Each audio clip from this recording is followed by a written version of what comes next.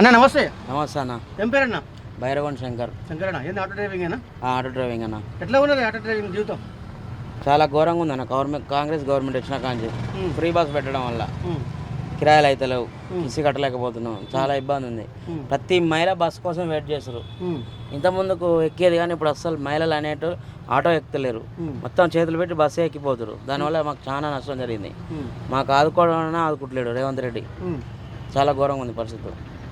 అంటే ఇది free bus పెట్టి ఎఫెక్ట్ అంటారు? ఫ్రీ బస్ పెట్టడం వల్ల ఎఫెక్ట్. చిన్న పిల్ల కాంచి పండు ముసలమ్మ వరకు బస్సులో ఎక్కుతారు, ఆటో అనేటోళ్ళు ఎక్కుతలేరు. దానివల్ల మాకు చాలా దెబ్బ పడ్డది.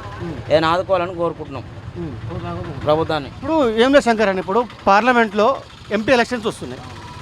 బీజేపీ వర్సెస్ కాంగ్రెస్ మధ్యలో పోటీ నడుస్తున్నది. దేశం డెవలప్మెంట్ కావాలన్నా, అభివృద్ధి చెందాలన్నా, రైల్వే రంగం కావచ్చు, రోడ్లు కానీ, విమానాలు కానీ, సైనిక సంబంధించిన వ్యవస్థలు కానీ ఎవరు వస్తే బాగుంటుందన్న?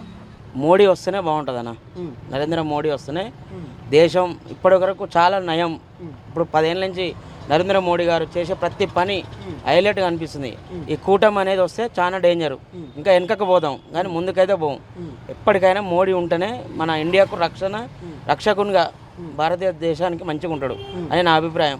మోడీనే రావాలి, మోడీ వస్తాడు, మోడీ రావాలి. నా యొక్క ఓటు మోడీకి ప్రధానమంత్రి కావాలని కోరుకుంటున్నా. మళ్ళీ మోడీనే కావాలని కోరుకున్నా. రాహుల్ గాంధీకి అర్హతే లేదు, వేస్ట్. ఆయన చేయలేడు, ఆయన వల్ల కాదు.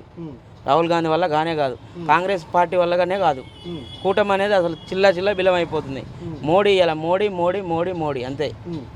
మోడీ కావాలి, మోడీనే పక్కా మోడీ కావాలి నాకు. అంటే ఈ 10 ఏళ్ళు బీజేపీకి ఇచ్చారు, ఈసారి మా కాంగ్రెస్ మా కూటమికి ఇస్తే బాగా డెవలప్ చేస్తుంటారు కానీ కూటమిలు చేయరు. నా కూటమి అనేది స్టార్టింగ్ నుంచి చూసినాం.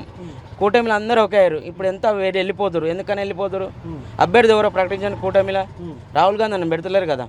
అదే మోడీ అంటారు కదా. మళ్ళీ బీజేపీలో మోడీ చాలా చేసినాడు. 500 ఏళ్ళ కళ నిజం చేసిండు అయోధ్య రామాయం.